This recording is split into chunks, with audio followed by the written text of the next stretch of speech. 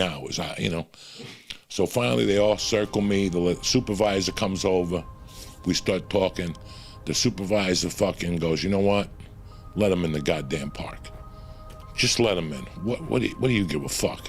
And I looked at him and I go, you don't get paid enough to give a fuck. You know, like, what's wrong with you? What do you give a fuck if I take it? It's not like I'm taking a fucking case of vodka and giving it out to little fucking kids on ice. It's my own little personal edible. Well, I gotta tell you something. I'm lucky I only ate that half. Because when we went on It's a Small World After All, I almost abandoned fucking ship. You understand me? If I would have had a fucking parachute, I would have jumped off that fucking ride. I don't know if you've been on It's a Small World After. You sit down and it picks you up and you go through all these fucking deserts. They throw sand at you and shit. You know, all of a sudden you're in an ocean, you get hit with water. You're like, what the fuck is going on? But it's tremendous. I mean, listen, the one thing about Disney I liked is that it's clean. You could see that. Listen, I'm paying you $140, but this place is fucking clean. Now I don't know. There was a fist fight last year. COVID fucked it up. Who gives a fuck? I had a great time at Hershey Park. It was hotter than fuck this week. I mean, it was hot, Jack.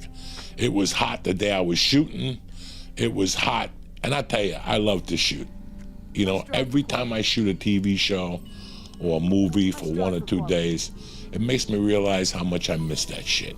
I don't want to do 10 weeks on a fucking movie.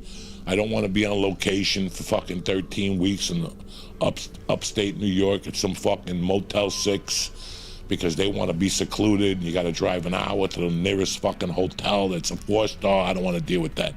I just want to zip into the city, go to fucking wardrobe, throw on my little fucking fat man suit, go on the set, do my fucking 2 or 3 lines, because I can't remember anything more than that. Like those big chunks of acting, those days are done. When I get the audition, I'm like, I can't remember this. I got a teleprompter app on my fucking computer, and I have to use the teleprompter app, and sometimes you speed it up, it don't go fast enough, sometimes it goes fast enough. I try my best. I got a good meeting this week coming up. I got a great meeting for a fucking movie. They're gonna zoom in.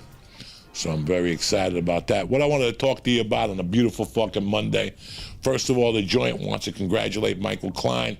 He got engaged over the fucking weekend. You know, I'm very proud of him.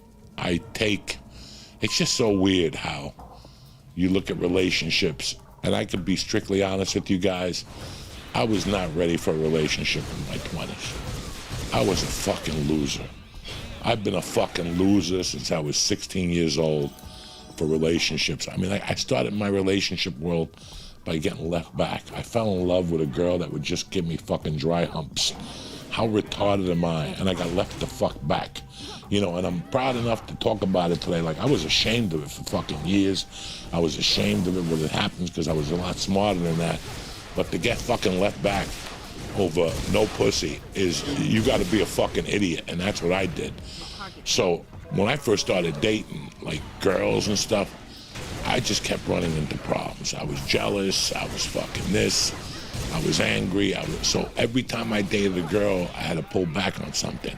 That's the only good thing, that when you do something, you learn, you know what I'm saying? So, yeah, part of me wishes I never dated in my 20s, but the other part of me, I'm glad I did, because I learned a lot. I learned how to treat women. I learned how to act around women. But early on, I was a fucking jerk-off. I was a jerk-off in relationships until I was probably 32 or 33, and even then, I had fucking problems, you know? And that's why, before I met Terry, I was like, you know what, listen, nothing wrong with slinging dick. Nothing wrong with eating somebody's asshole on the road that you met. You know, there's nothing wrong with that. It's natural. Procrastination is a part of life. God loves when you fuck. He loves it, you know. God loves it. More kids, children of God, all that shit. God loves when you procreate. I had nothing against that, but I knew that I was so much of a fucking loser, I didn't want to put a woman through this again. And dog, I put women through dumb shit. Like, I didn't give them a heartache, I didn't cheat on them, nothing like that.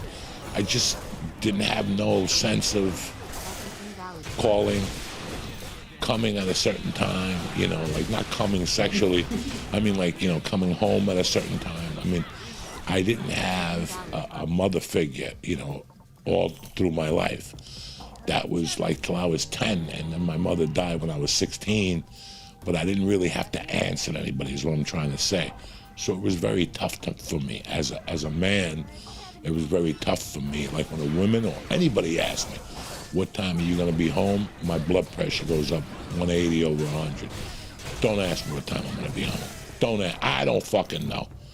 You know, I like to tell you 11, but what if I'm driving home and there's a naked woman that just escaped from a fucking Cocksuckers Anonymous rehab, you know? I'd love to tell you, what if I'm driving home and I got a sudden urge to drive diarrhea and I gotta pull over to Manalapan fucking diner and shit my ass off? You know, what? I don't know, so don't ask. I could try to be home by a certain fucking time, but don't ask. All those things bothered me as a man, because I didn't have to deal with it growing up. You know, it was all fucking new to me, you know? So when I left Boulder, like after my divorce, I didn't know how to handle a fucking divorce. I didn't know how to handle a marriage. When I first got married, I couldn't handle shit.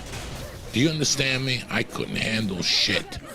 And I'm really fucking sorry about this, that I couldn't handle anything when I was married. I didn't know how to communicate. I didn't know how to, you know, I still remember meeting my ex-wife.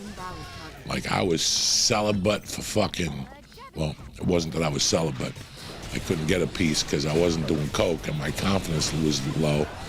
So I wouldn't talk to women. You know, I knew how to talk to women when I got coked up. That's easier with 3 drinks in you. But once you're fucking sober, you don't know how to fucking talk to women.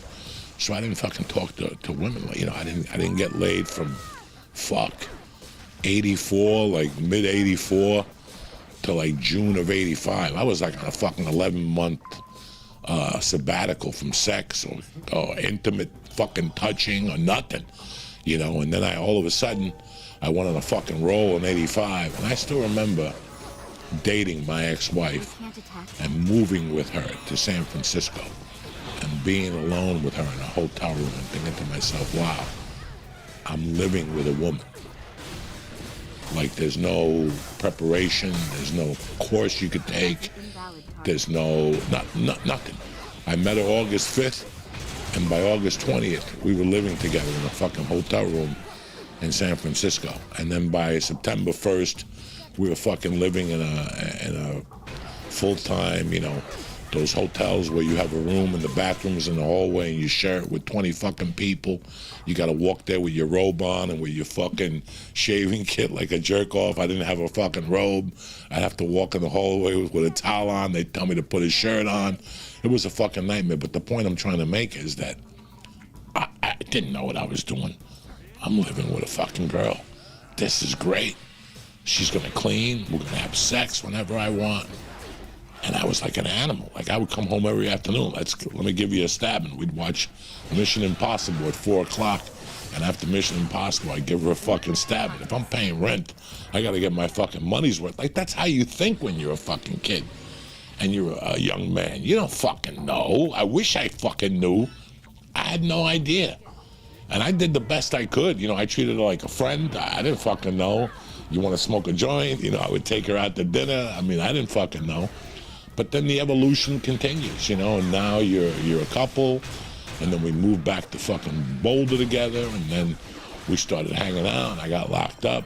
You know, it wasn't like a traditional meet somebody in high school, go to the prom with them, go to college, you still date while you're in college, and then once you get your degree and I get my degree, we do it the right way, and we get married. I didn't do none of that shit. That wasn't in my fucking path. I was a quickie type of dude. I met you, I either like you or I don't like you. You know what I'm saying? If I like you, I'll call again. If I don't like you, I'm not gonna waste your fucking time. I'm not in business to fucking use people. So when I got married, I didn't get married for all the right fucking reasons. I got married because I knocked somebody up. Did I love her? Who knows? You know, we'll see later on. You can learn to love somebody. That's what I thought. No, you can't. Either you love them or you don't fucking love them. Yeah, people grow on you, you know what I'm saying? But you have to have something there to sit around that person every fucking day If not, you want to stab yourself in the eye every time they talk. So I know I do. If I didn't like somebody, I couldn't have them around. I'm not that type. Listen, I learned a lesson early on when I was 16. Don't use people. If they're not your, don't. Well, they got a fast boat. You don't want to be their friend. Well, they have good weed. Who gives a fuck? Everybody's got good weed. You can buy good fucking weed. You don't need to fucking be somebody's friend because they have fucking weed, you know. But when I got married, I was totally confused of what a marriage was. It just did not work for me, guys. I mean, a lot of you saw me last October and November and December. I was fucking shit. I was burnt goods. I was burnt the fuck out. Nothing bothers me more than my time when I was married. From fucking September of '89 to October 15th of 1991. We're coming on the anniversary now of fucking leaving. I was just not happy. I mean, it was brutal for me. I didn't know what, you know, and looking back at it,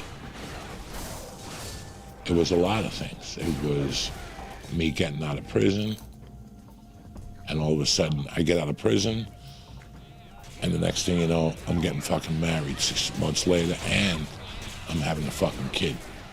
I was over fucking whelmed. And something happened to me on the way to the fucking prom. When I got married on a Saturday afternoon, September 9th, or no, who the fuck knows? Yeah, 9/9 of '89, whatever the fuck. So it was September 9th of '89. Check your fucking calendar, Google that date. There was like 2 great college football games that day. Like Colorado was playing Nebraska. So I was pissed off already. Like I didn't fucking know. I never took that into account that there was a great college fucking football game on the day I was gonna get fucking married, you know? So I didn't take none of that shit into account. I didn't even think about it. But when I got married, man, the wedding was great. You know, the reception was great. And then we had to get a ride to Denver Stapleton Airport. That was the airport then. We were headed to San Francisco for a honeymoon. And I remember we got on a plane. It was like a 9:40 flight. Get you to San Francisco like 11 o'clock. It was a 9:40 flight. I'll never forget getting on that plane with a, you know, like just coming back from a wedding. You're high on the wedding. My friends were there. Mike Runny was there. One of my best friends was my best man. You know, it couldn't have been any better, you know. I didn't do any coke until the end of the wedding, you know, at the end, because I knew I didn't have to pee till Wednesday. So I didn't do any coke till, I wasn't coming back till like Wednesday. So the pee days for the halfway house, for the community corrections, was Monday, Wednesday, and Friday. So I knew I had a green light. I could get high because I was going to come back Wednesday, but at nighttime, and they weren't able to piss me on Thursday. They were going to piss me on Friday. So I already had it figured out in my head. So towards the end, like about 8:30 was when I did a couple bumps, just so nobody would see me coked up, just to, you know, put a little fucking gin in that Indian. And I fucking went to the airport. We got on the plane. When we get to the plane, there's maybe, I like to say 16 of us on the plane, and we're fucking spread out. And I'll never forget that my wife at the time said to me, I got a surprise for you. And she had a skirt on. She split her legs open and she had a garter belt. And I had sex with her right on the plane like an animal that I was. She was like 4 months pregnant. I didn't give a fuck. I was coked up. I had a couple whiskeys in me, a couple Dewas on the rocks. I gave her a stab and ride a fucking plane. And then she sat by the window, looking out the window, and I sat in the aisle seat. And I'll never fucking forget that I was like, I think I made a mistake. When everything wore off, the party wore off, the sex wore off, and I had time to think, I'm like, I think I made a fucking mistake. This poor girl thinks that her life is going to be solved, and this poor girl has no idea that I have no fucking idea. I'm a fucking idiot. I don't know what's going on here.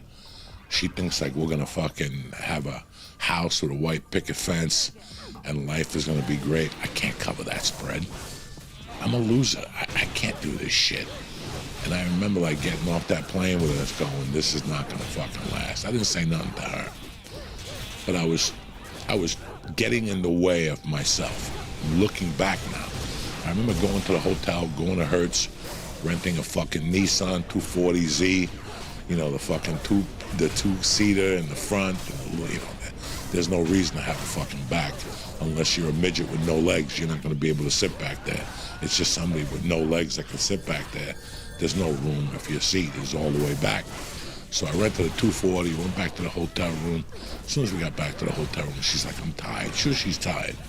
She's 4 months fucking pregnant. What the fuck did I expect? But Joey Diaz back then couldn't comprehend that. Like, I'm like, what do you mean you're fucking tired? Who gives a fuck to be pregnant? Let's keep this party alive. Let's have some sex. Let's go get some beers. She was like, fucking, I'm not going for it. So I was like, I'm gonna go downstairs and smoke some pot and maybe go for a ride. She's like, fine. I fucking ran over to this bar. I was just spitting in the fucking wind. But this is the luck I had back then. That's why I'm telling you, junkies have all the fucking luck. I just took I lived in San Francisco in '85. It was now '89. And I had a friend, a Cuban friend called Bambusi, tough motherfucker. Me and him used to sling drugs and traveler's checks and fucking play dice in the Tenderloin. We ran a fucking game. He was tremendous. Me and him used to fucking cash traveler's checks, use stolen credit cards. Him and I were like a fucking team. Him and I and this guy named Lazaro. Lazaro was a fucking trip through. He was a little older than us. If we were in our 20s, me and Bambusi, Lazaro was like 45, but he was a fucking trip. So I just took a chance. I remember the bar where Bambusi hung out at. And I fucking had to find my way around San Francisco. I didn't know any street names, Mason, you know, all this shit. And I remember going to that bar, going inside, and there's fucking Bambusi. It's gotta be midnight, and I hadn't seen him in 4 years. I gave him a big fucking hug. He was happy to see me. We had a drink. And Ryan goes, who's got an 8-ball? And he goes, I got one. Let's go, give it to me. I sat with him till closing time, whatever that fucking was. He had some girl he was leaving with. I had nobody. I basically went in my 240ZX.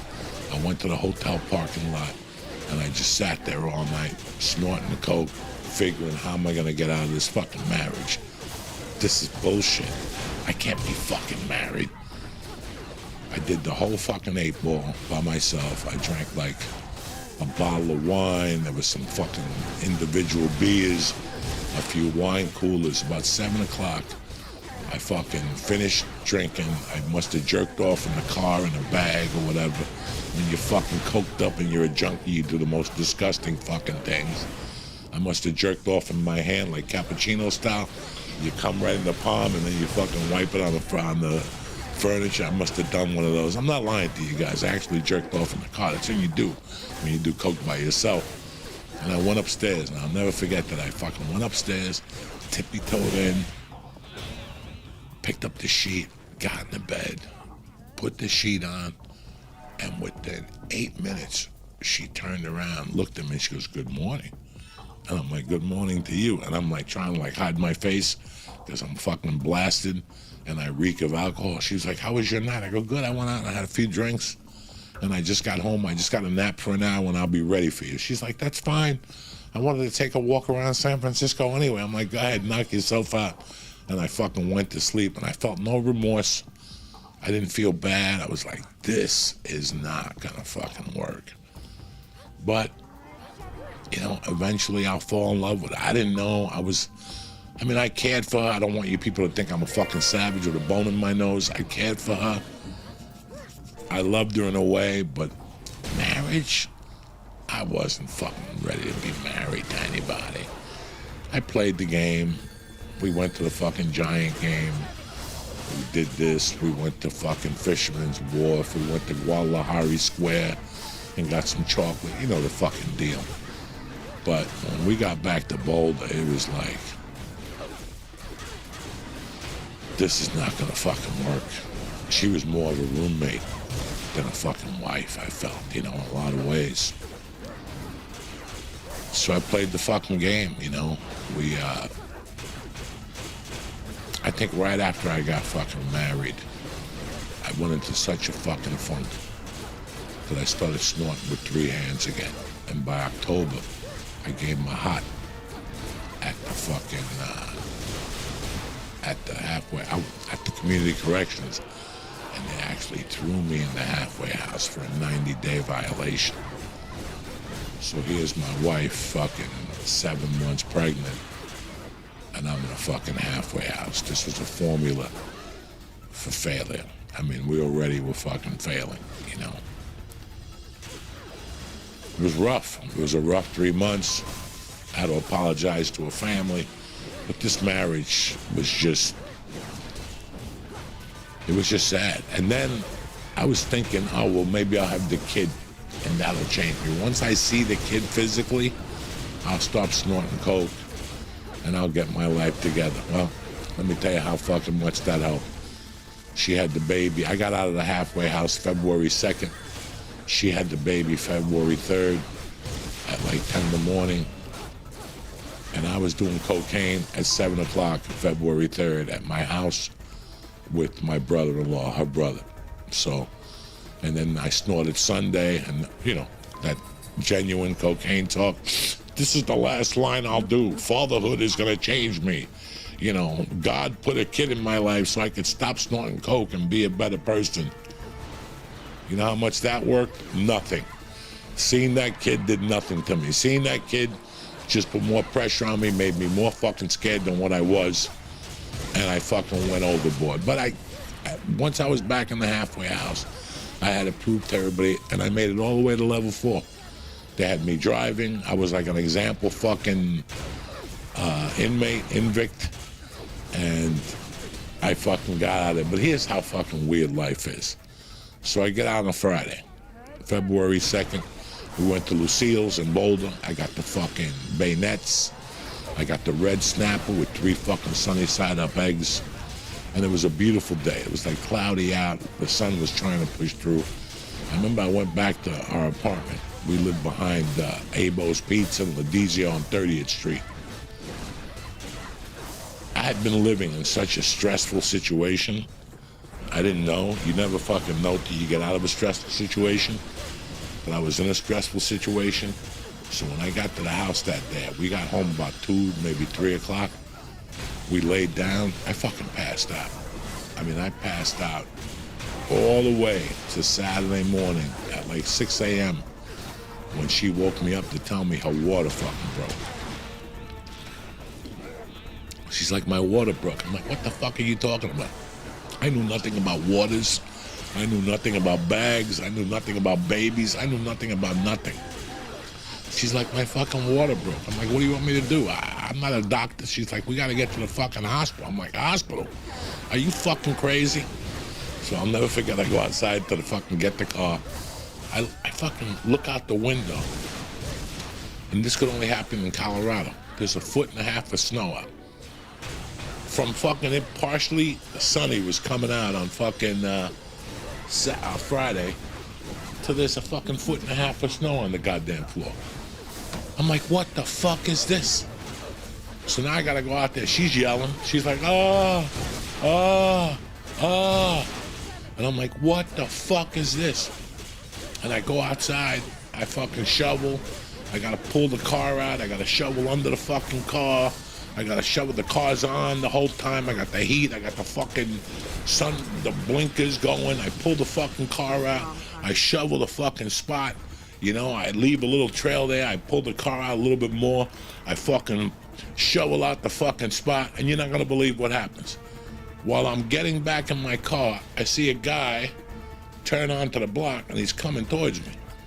Now I knew the guy. He lived on top of me. I didn't talk to him. We didn't drink. We didn't hang out together. He wasn't my friend. I just knew he lived upstairs. I see him coming towards me. I go, that's interesting. All of a sudden, there were, you know, you had cones in front of your house. You cleaned out the driveway. Now it's your parking spot. You put the 2 cones there. So I was gonna get in the car to straighten out the car and then put the 2 cones there, open the door, tell my wife the car was ready. I put a little pat in the snow so she could walk. It was all planned out. You know me, I don't fuck around. What do you think scumbag does coming at me? He comes at me, and he turns into my parking spot and just pulls in. I'm like, what the fuck just happened? I get out of the car. I knock on his car. He gets out of the car. I go, hey, dog, I don't mean to be a fucking pain in the ass or rude, but I was just out here 30 minutes shoveling when my wife is inside yelling. You could hear her fucking yelling. Her water broke. I have to take her to the fucking hospital. And I just fucking cleaned this spot out, and you're just gonna fucking stroll in here and park in the thing? I swear to God, guys, I just got out of the halfway house. I'm trying to get my life together.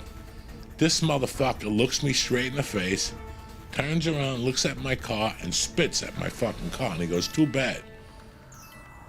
I'm like, this did not just fucking happen. My life is a fucking game show. This did not just fucking happen that this guy spit in my fucking car. I just got out of the halfway house. My wife is pregnant. She's inside fucking yelling. You're not gonna believe this fucking story. I'm like, are you fucking serious? He's like, it's too fucking bad. I'm taking the spot. Shovel another one. You're not gonna leave it anyway. You're gonna be in the hospital. You know what? That's true. That's one frame of thought. But he didn't say it that way. He came out of the car like a fucking jerk off, and I wasn't taking it. So I fucking choked him. We started swinging each other right there. Bop, bop. We started fucking swinging at each other. He hit me with 2 or 3 good fucking shots to the head. I was reaching for fucking air, and next thing you know, this motherfucker went to grab me and he slipped in the snow. Sorry, Charlie. I got right on top of him and I started banging his fucking head off the fucking snow, right? I'm banging his head off the fucking snow. I'm punching him. I'm trying to bite him in the fucking hand because he's trying to fucking, I'm trying to nibble on his fucking glove and shit. And the next thing you know, he's pushing my face. I'm punching him. And you're not gonna believe this. 2 cop cars with their fucking lights on are coming at me. And I'm like, this ain't fucking happening. This is not fucking happening. I'm gonna go right back to fucking jail. I'm on top of the guy, I'm fucking pounding him, he's pushing me. Here's what gets better. The cops run out of the car, and I see it's one of the cops I know. I'm like, whew, thank God, maybe he'll cut me a break. I'm like, what's going on, man? I'm sorry, this fucking guy. They go, no, we're not here for a fight. We're here for a complaint of domestic violence. I go, domestic violence? Who's domestic violencing anybody? It's my fucking neighbor. He goes, we're not even here for that. Somebody complained that they heard a woman yelling. I go, that's my wife. She's about to have a kid. Her water just broke, and I'm trying to explain the story to them. And they're like, all right, well, we got to take care of this. What happened here? And I'm like, this motherfucker, I just shoveled, and this motherfucker pulls into my spot, and the cop's like, well, listen, there's no law. I'm like, it's not that. The way the motherfucker came out of the car, he came out with a bad attitude. It's not what you say, it's how you say it. Fuck him. We're going back and forth. The cop's like, enough already. Enough. He goes, listen, get your wife in the car. We're gonna fucking, one car's gonna get behind you, one car's gonna get in front of you, and we're gonna fucking escort you to the hospital. You 2 fucking idiots. Shake, I thought they went into a circle like a powwow. I thought they were gonna throw me under the jail. I just been out fucking 12 hours. I'm out 12 fucking hours, and I'm going back to fucking jail. This ain't happening. This is not fucking happening. The next thing you know, they come out of the huddle and they're like, listen, we're just gonna write this off as a bad day. All right? I'm like, thank God. They're like, shake hands. I'm like, listen, at this point, I'll do anything just to get her to the hospital. She's in the fucking doorway. So I'm like, fuck this shit. I go to put my hand down, and this motherfucker goes, I ain't shaking his hand. The officer, my friend, walks up to him and he goes, listen, we could just get in the car and leave. You weren't doing too good when we got here. This gorilla was about to fucking level you. So what do you want to do? The guy shook my hand fucking reluctantly. I grabbed my wife, and the fucking cops escorted us to the fucking airport, like not the airport, the hospital, like nothing fucking happened. That's fucking 6 months of our married life. I just broke down to you. The first 6 months were fucking horrible. Then the kid came along. I loved that child with all my heart.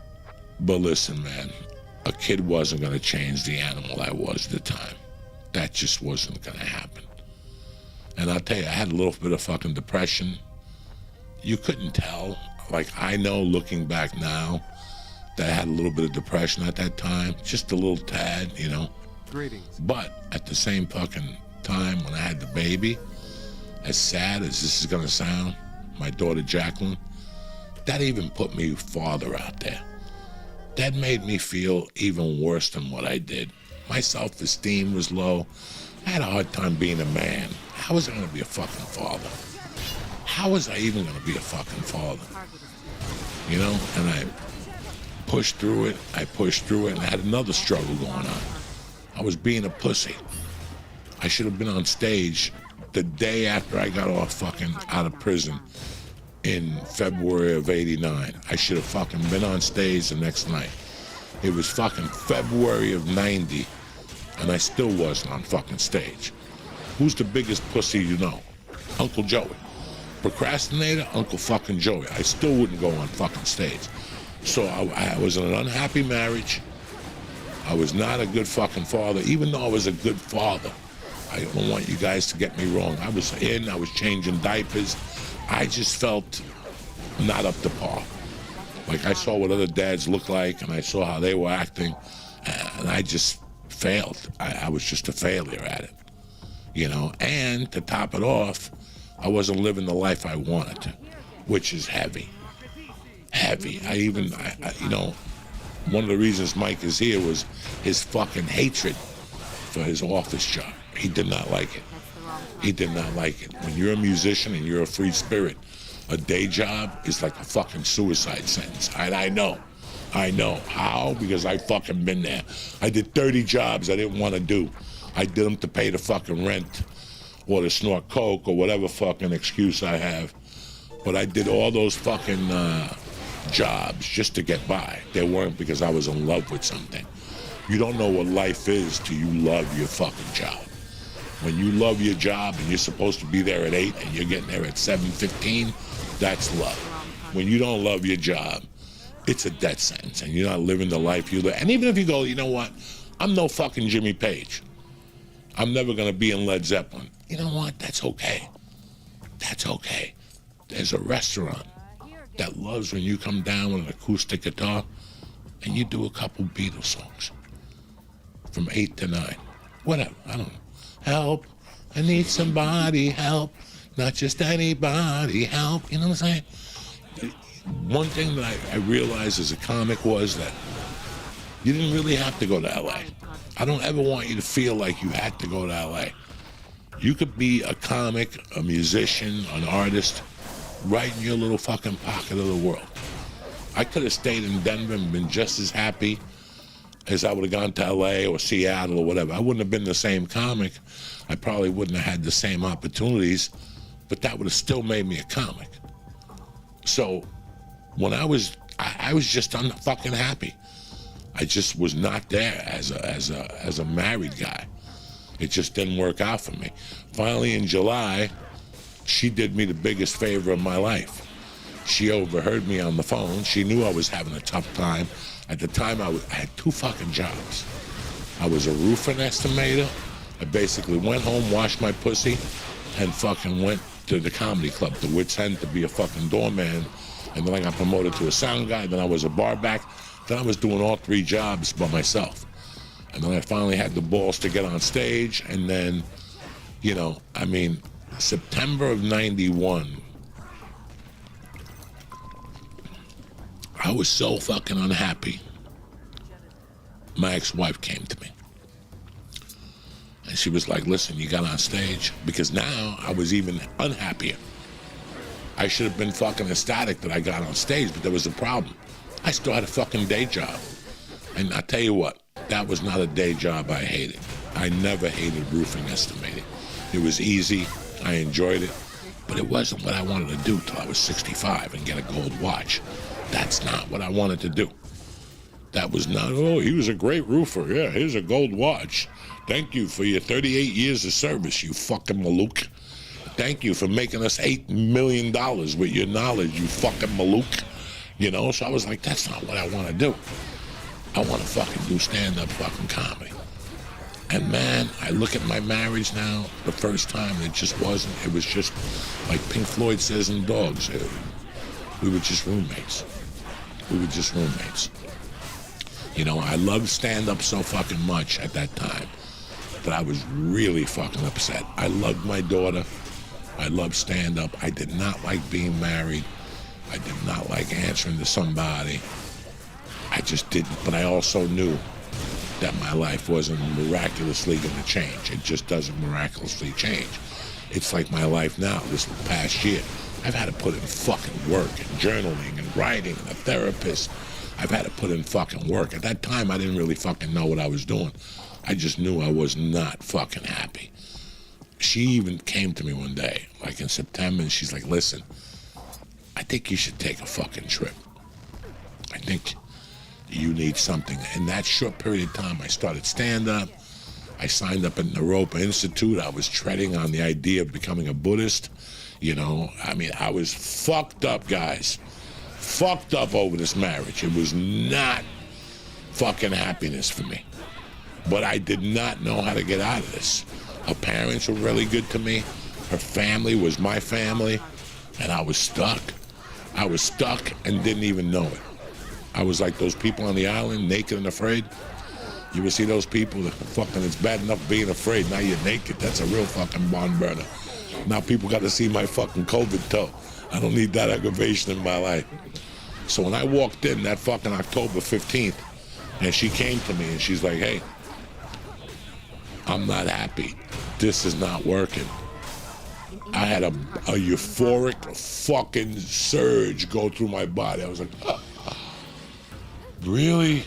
You cut me out of this prison sentence? Because it was a fucking prison sentence as far as I'm concerned. And I'll tell you what, when she packed up her fucking bags and walked out of that door, I gotta be honest with you guys, I was the happiest fucking man to walk the fucking earth. I loved her to a degree, and I cared for her. I wasn't crazy about her. I could live with that. I didn't like being with somebody that I wasn't totally heads over heels over. I didn't feel adequate as a father, even though I stuck it out with her for 4 years, 6, 7, 8 years after that, trying to be a father. I just knew one thing when that marriage ended, that I was not doing this again. I was not doing this to myself. I was not going to do this to another woman. This was never happening again. You want to fuck? You want to snort some coke? You want me to eat your pussy? I'm in. But I'm not getting in no monogamous situations or anything. That was how I felt in 1995. That was exactly how I felt when I summarized my marriage and what had happened.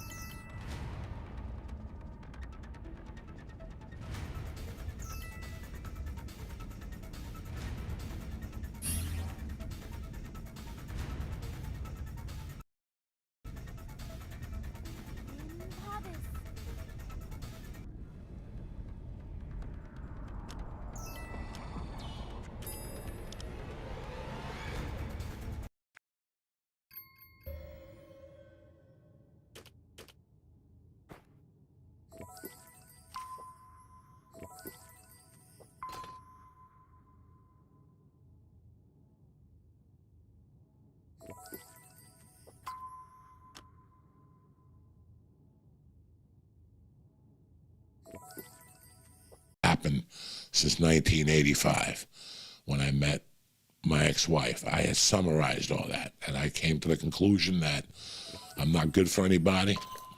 I'm a fucking loser.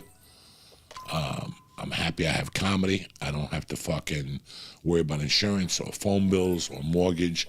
I'm gonna get in this car, I'm gonna fucking go on the road, and that's what I'm gonna fucking do.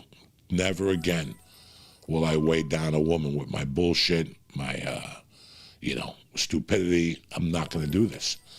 And it's fucked up when you think that way, because when you're not looking for somebody is when you find somebody. It's like when Vito left The Sopranos and he fucking went up to Maine and he found that fucking half a fag, the cook who committed suicide.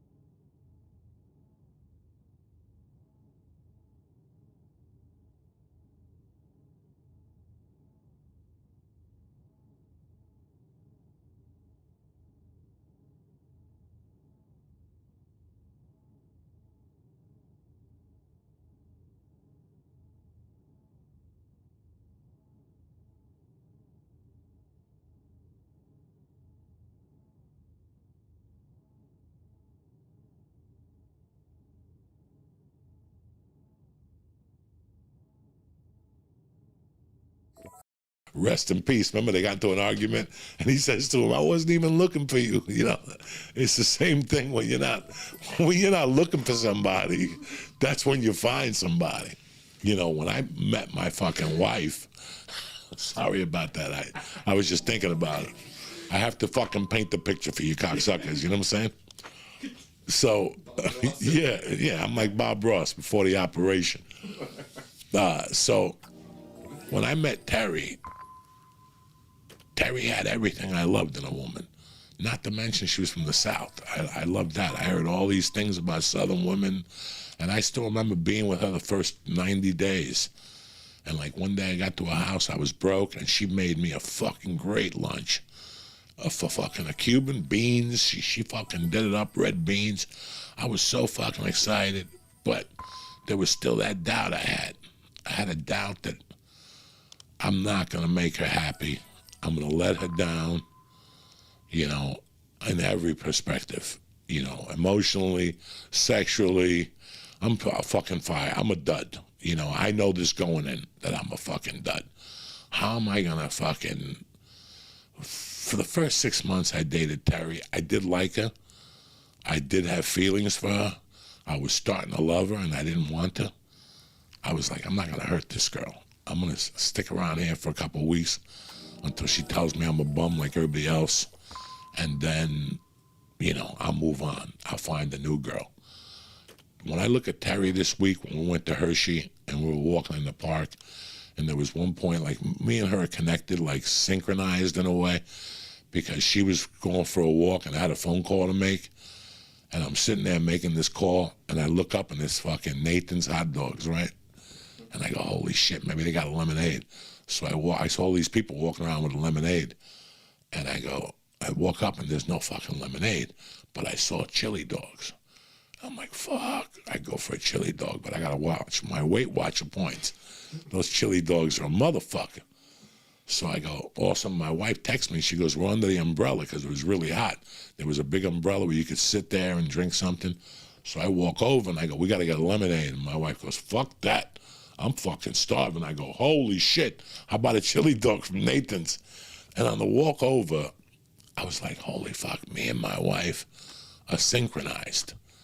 Like, we ate breakfast together. You know, she had like a snack. She's on noon, whatever, that diet. She's lost like 8 pounds. She loves it. And